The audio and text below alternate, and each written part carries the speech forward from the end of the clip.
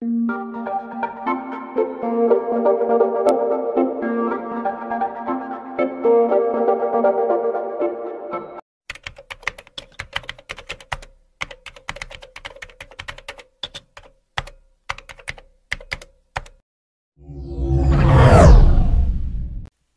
POV. Bossing, tama ng alak. Baka naman atay ninyong masira kaiinom ninyo. Problemadong saad ko kay Bossing. Nandito ako ngayon sa bahay ni Mamuela. May mga papel na pinadala si Bossing. Kinuha ko pa yun sa office dahil kailangan daw niyang pirmahan. Ginabi lang ako dahil sa traffic. 2 linggo na mula nang tawagin niya ako at muling magtrabaho sa kanya. Ilang beses ko na rin nakita si Warren pero parang langaw lang siya sa paningin ko. Kaya hindi ko siya pinapansin kahit ramdam kong nagpapapansin talaga siya sa akin. Malungkot at tumingin sa akin si Bossing. I miss her so much, Max. Huminga muna to ng malalim na para bang ang bigat-bigat ang dibdib niya. I know she's not blaming me, but I can't help not to blame myself. Sana hindi na lang ako umalis tong araw na yon. Max, nagsisimula pa lang kami, pero nawala na agad siya sa akin. I love her so much. How can I continue my life now that she's gone? Di ako makasagot sa tanong niya. Alam ko nasasaktan siya ng sobra. Hindi ko mapigilang maawa sa kanya. Sabi ni Mamuela, palaging umiinom si Bossing. Naging mainitin ang ulo at palaging nakasigaw. Maging ang therapist na kinuha para tulungan siyang maglakad muli, inaaway daw nito. Sorry po. Yun lang ang tanging nasabi ko. Umiling siya at muli sanang iinom ng alak pero inagaw ko na. Kahit masama ang tingin niya sa akin, hindi ko siya pinansin. Tama na, Bossing. Sabi niyo niya nakaraan kahit madeds kayo, hindi kayo sure kung sa langit ang punta ninyo eh. Saway ko sa kanya. Tumingin ako sa mga mata niya. Puno yon ng pangungulila para sa babaeng minamahal niya. Ibang-iba na ang aura niya kumpara sa boss na nakilala ko nung una. Yung masayahin at mapang-asar na boss, parang naglaho na yon ngayon. Isang depressed na lalaki nakikita ko sa kanya ngayon. Tama ka. Kaya ikaw, kung may mahal ka, huwag mong pakawalan kasi hindi mo sigurado kung gaano ba siya katagal mananatili sa mundo. Huwag mong hintayin na mawala siya ng tuluyan sa'yo bago mo pa masabing mahal mo siya. Bahagya akong natawa sa sinabi niya, pero hindi ko naman pinakita. Nagawa pa talaga niyang magpayo. Naupo ako sa may sofa sa may gilid niya. Nasa may veranda kami ng bahay nila. Pareho kaming nakatingin sa may fountain. Alam niyo, Bossing, hindi niyo naman ako katulad eh. Hindi rin lahat ng lalaki katulad ninyo. Kayo kasi nakikita kong mahal na mahal niyo si Miss G. Sana lahat gaya niyo. Yung isang babae lang kayang mahalin. Kasi yung ibang lalaki magaling lang silang magsalita, pero kulang sa gawa. Sagot ko sa kanya na may kasamang rant, pero hindi ko pinahalata. Babae ka na ba ulit? Akala ko ba lalaking gusto mo? Napatingin ako sa kanya sa tanong niya. Ngumisi pa siya sa akin kaya mabilis akong miwas ng tingin matapos ko siyang irapan. Siya yung broken-hearted na nagagawa pang mang-asar. Kidding aside, I'm not a perfect lover too, Max. I once neglected her feelings kaya ginawa ko lahat para mapatawan niya. Alam mo si George, hindi siya palangiti. Hindi rin siya mahilig magsalita. Pero kapag kaming dalawa na lang minsan, nanginginig magkwento siya at talagang pinapagalitan niya ako. She's cold, but she's warm at the same time. Tumingala itong parang maiiyak na. Ramdam ko rin ang pagkabasag ng boses niya. She's always mad at me. No, I always make her mad. That's my way to get her attention. Sinasadya ko talagang magalit siya dati para may dahilan akong lambingin siya kapag hihingi ako sa kanya ng sorry. She's my first love and I promise to myself that she will be my last. Tinuro niya ang puso niya at di niya napigilang pumatak ang mga luha niya. Kaya mabilis akong tumayo. Binala ko siyang yakapin pero napahinto ako at nanatiling nakatingin lang sa kanya. Hinayaan ko siyang ilabas ang sakit na nararamdaman niya. Maging ako, hindi ko mapigilang mamasa ang mga mata ko habang nakatingin sa kanya.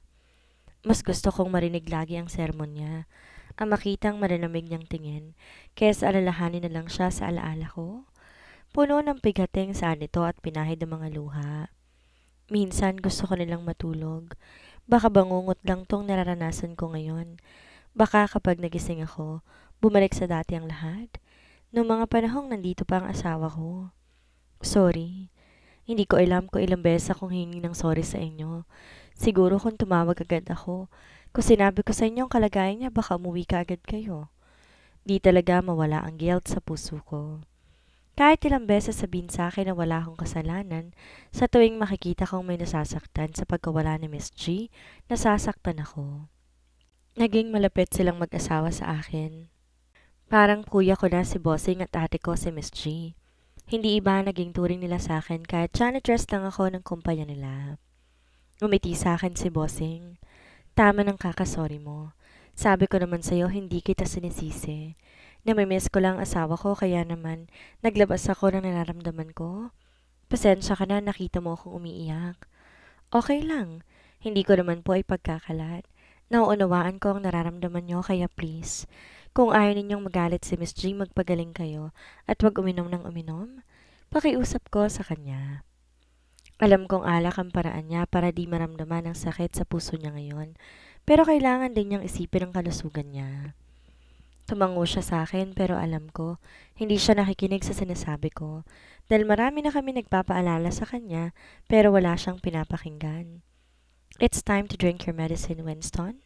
Saad ni Mamuela nang bigla siyang lumapit sa amin. Ngumiti siya sa akin bago niya itinulak ang wheelchair ni Bossing papasok sa loob ng bahay. Muli naman akong napaupo. Ilang beses akong napahugot ng malalim na paghinga.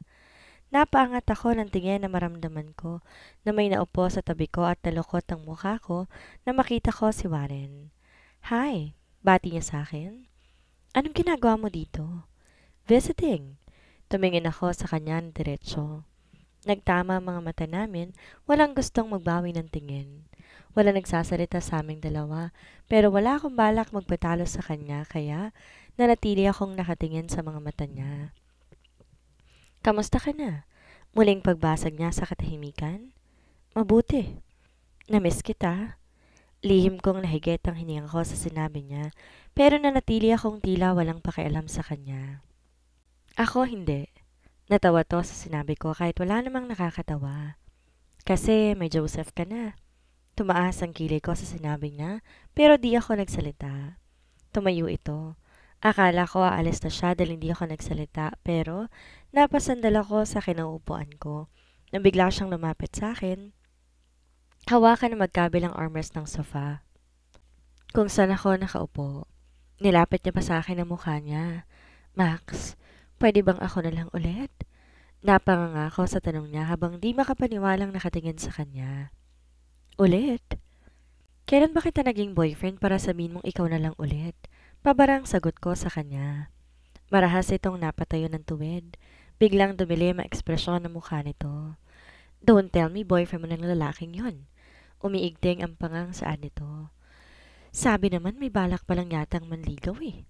Bulong pa nito pero nakarating din sa pandinig ko. Pinag-cruise ko ang mga braso ko, matapang na tumingin sa kanya. Ano namang pakialam mo kung boyfriend ko na siya? Mabait si Joseph, responsable. At sigurado kung hindi siya babaero, umismid ito sa sinabi ko. Hindi babaero pero may anak na? Hindi ba't muntik ka na rin namang magkaanak? Balik tanong ko dahilan para matigilan to. Tumunog ang cellphone ko kaya kinuha ko yon at binasa ang text. Si Joseph. Nag-text kung pwede daw ba siyang tumawag dahil namimiss na ako ni Amanda. Nakita ko pa at si Warren nakatingin sa phone na hawak ko. Ito kasi yung phone na bigay niya sa akin at oo, nasa akin pa rin to hanggang ngayon. Gusto mo na bang bawiin? Tanong ko sa kanya habang pinapakita ang cellphone hawak ko. Binili ko yan sa'yo. Wag na wag mo yang ipagpapalitan dahil wala akong balak bawiin yan. Mariing saad ko. Okay. Simpleng sagot ko at binalik yon sa bag ko. Tumayo na ako para umuwi. Hinahanap ko si Mamuela para magpaalam, pero lalapitan ko pa lang sana siya nang bigla akong umangat sa sahig. Parang sakong sinampay ni Warren sa balikat niya. Tita, ako na bahala sa kanya. Paalam ni Warren sa ina ng kaibigan niya. Ibaba mo ako. Utos ko pero di man lang to nakinig. Nakita ko pa ang pagtakip ni Mamuela ng bibig na parang pinagtatawanan kami habang palabas ng bahay at buhat-buhat ako ni Warren. Ano bang problema mo? Sigaw ko pa sa pagmumukha ni Warren nung isa kanya akong pilit sa kotse niya. Gabi na. Ihahatid kita at di ka na pwedeng tumakas ngayon? Kaya kong umuwi mag-isa. Tsaka nang tatakas, hindi ko kailangan tumakas sa kanya. Ayoko talagang sumama sa kanya kaya nga iniiwasan ko siya. Pero eto't siyang pilit na lumalapit na naman. No, ihahatid kita. Giit ko at kinabit pa sa akin ang seatbelt. Subukan mong bumaba, itatanan kita. Pagbabanta pa nito habang napakalapit ng mukha sa akin bago sarang pinto sa tapat ko kaya nahinto ako. Ramdam ko ang bilis ng tibok ng puso ko. Huwag uto-uto, Max. Bulong ko sa sarili ko. Alam ko namang hindi niya magagawa yon. Tsaka bakit bigla ako na-excite sa ideyang yon? Marahan kong sinampalang sarili ko para matauhan ako. Nang buksan niya ang pinto sa kabilang side, umayos ako ng upo at nagkunwaring nakatingin sa unahan. Nginitian ako ni Warren na makasakay na siya sa driver's seat pero inirapan ko lamang siya. Kumain ka na ba? Tanong nito habang nagmamaneho. Pakialam mo ba? Pagsungit ko sa kanya. Pinapakain ako kanina ni Mamuela pero di na ako nakakain dahil dumating siya at tinangay ako para ihatid pa uwi. Kakain sana muna ako bago ko umuwi kasi maraming pagkain sa bahay ni na Mamuela at sabi niya, kumain ako kung gusto ko. Mukhang masungit lang si ma'am pero mabait siya at sweet kay bossing. Anong gusto mong kainin? Wala. Max. Tawag niya sa boses ko na para bang sinasaway ako sa pagsungit ko sa kanya. Ihatid mo na lang ako doon sa apartment ko. Doon ako kakain.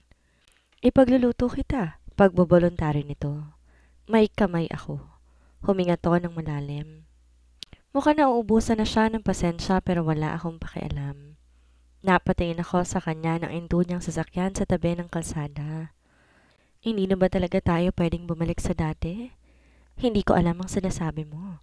You know what I mean, Princess Haname? Nalukot ang mukha ako sa pagtawag niya sa buong pangalan ko. Ayaw kitang maging kaibigan. Diretsang saad ko. Same here. Oh, kung ayaw naman pala niyang maging kaibigan, bakit nangungulit na naman siya?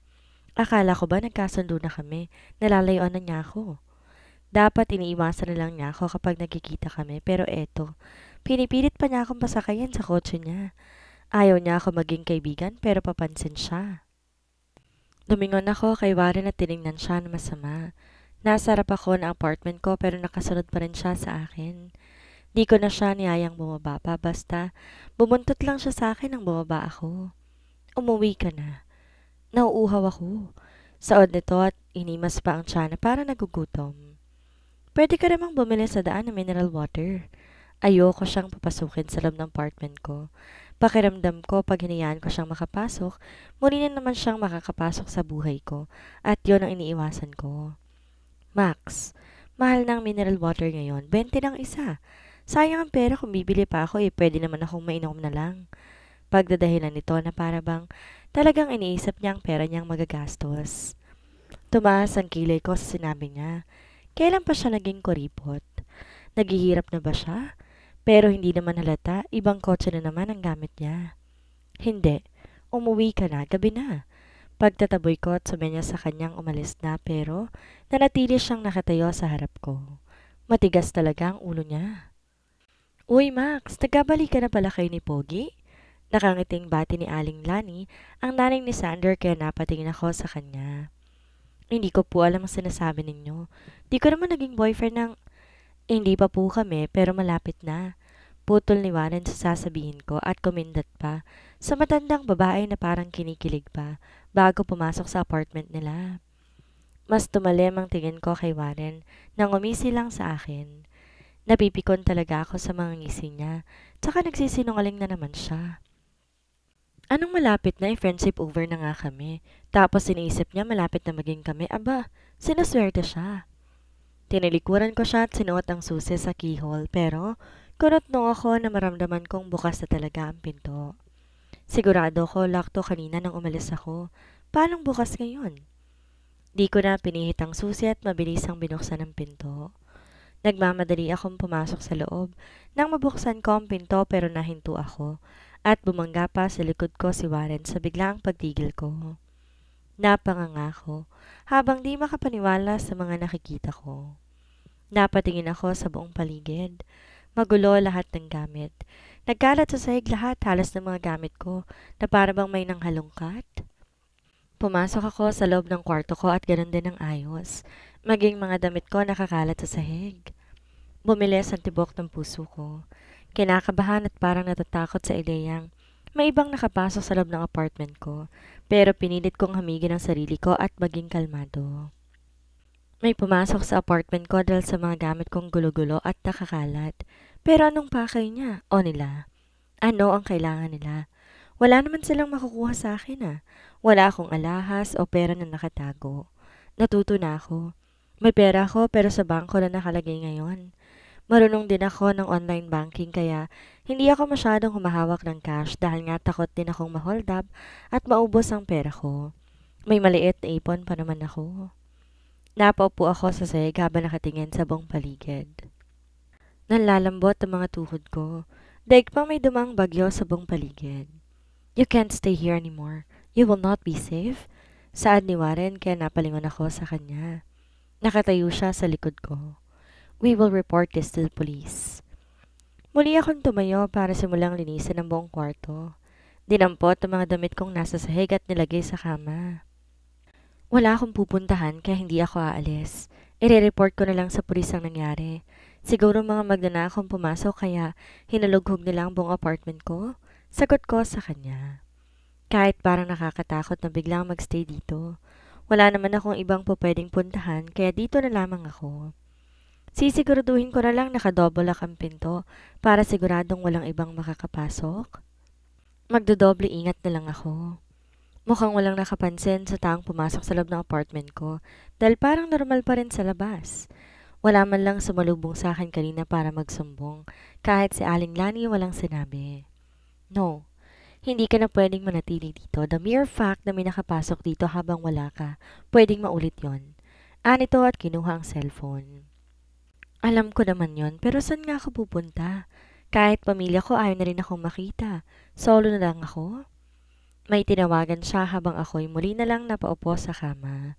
Hindi parasahang pumasok ka na sa loob dahil hindi sira ang lock ng pinto ko. Ibig sabihin, marunong magbukas ng pinto ang pumasok. Someone entered Max's house and ransacked it. I need to know who he is. Narinig kong saad ni Warren habang may kausap sa phone. Hinila ko patayo ni Warren nang matapos siya makipag-usap sa phone pero nagmatigas ako. You need to come with me. Umiling ako at nagulat nang muli niya akong buhatin pa bridal style. Ibaba mo ko, saan mo ko dadalhin? Home. Nagkakawag ang mga paa ko para ibaba niya ako pero ayaw niya ako ibaba. Anong home ang sinasabi niya? Sa bahay nila? Baliw ba siya? Warren, teka, saan mo dadalhin si Max? Nagtataka si Suzy na makita niya kami. Pinalo ko si Warren sa balikat at binigyan siya ng tingin na ibaba ako. Ayaw pang sumunod pero pinanlakihan ko siya ng mata kaya sumunod din siya. Anong meron? Bati na. Hindi kami magkakabati kahit kailan dahil mas gusto kong lumayo sa kanya. May pumasok sa apartment ko. Di ko alam anong kailangan nila pero magulo ang loob. Kalmadong paliwanag ko. Ano? May magnanakaw? Nagmamadaling binuksan ang pinto ng apartment niya, kaya nagtataka ako bakit sa apartment niya siya pumasok, gayong apartment room ko ang pinasok at hindi kanya. Magkatapat kami ng apartment pero agad din tong lumabas. Maayos naman ang akin. Chinek pala niya kung napasok din ang kanya. Ibig bang sabihin iyon lang ang target nila? We cannot tell. Hindi pa sigurado kung pagnanakaw nga ang pakay. Kung may pumasok sa loob pero habang di nalalaman ko sino may gawa, sa akin muna siya. Wika ni Warren. Hindi, pwede namang dito lang ako Kay Suzy na lang ako makikitulog kahit sa sahig lang. Tama, para kapag may dumating ng mga otoridad, makausap ko. Isa pa ayoko sumama kay Warren. No, mas safe kung sa poder kita. Paano kung bumalik kami gawanan? Anong laban ninyong dalawa? Maaring di talaga pag nanakaw ang pakay ng pumasok sa bahay ninyo. Isa pa gabi ngayon, we can't risk your safety. Alam ko yun. Pero di naman pwedeng sa bahay nila ako magstay. May point si Warren, Max. Huwag kang mag-alala. Kapag may nakita kong kahinahinala, ipapaalam ko agad sa otoridad. Pero sa ngayon, baka nga kailangan mo munang lumayo para mas maging safe ka. Kasi di natin alam kung sinong masasamang loob ang pumasok sa bahay mo. Lalo't wala ako kanina kaya hindi ko nakita. Kailangan nating alamin sino ang ibang taong nakakita na maaaring umakyat dito kanina. Mahabang paliwanag ni Susie. Sumama ka na sa kanya. Mas safe ka kasama si Warren. Bulong pa nito sa akin. Mauna na kami. You take care of yourself too. Report it to the barangay. I already contacted someone to investigate what happened. Wika ni Warren kay Susie na tumango naman bago niya ako hilahin pabalik ng sasakyan. Medyo lutang pa rin ako sa nangyari, pero sinusubukan kong maging kalmado para ipakita kay Warren na kaya kong ihandle ang sitwasyon at di ko kailangan ng tulong niya. Sa bahay na lang muna kaya ako ni Bossing. Okay lang naman kung doon ako tutuloy pansamantala. Basad ko sa katahimikan habang nagmamaneho si Warren. Baka pwedeng doon na lang muna ako. You will be alone there. Kapag nalaman ni Winston ang nangyari, mag-aalala siya sa'yo. Are you willing to be his burden with his situation? Natahimik ako sa tanong ni Warren. Pwede namang magsinungaling ako. Ayoko maging pabigat. Pero alam ko na siya naman ang magsasabi ng totoo kapag nagkataon.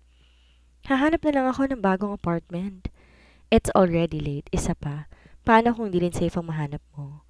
Alam ko ayaw mo akong makita pero mas ayaw ko mapahama ka. So you will stay with me. No more buts?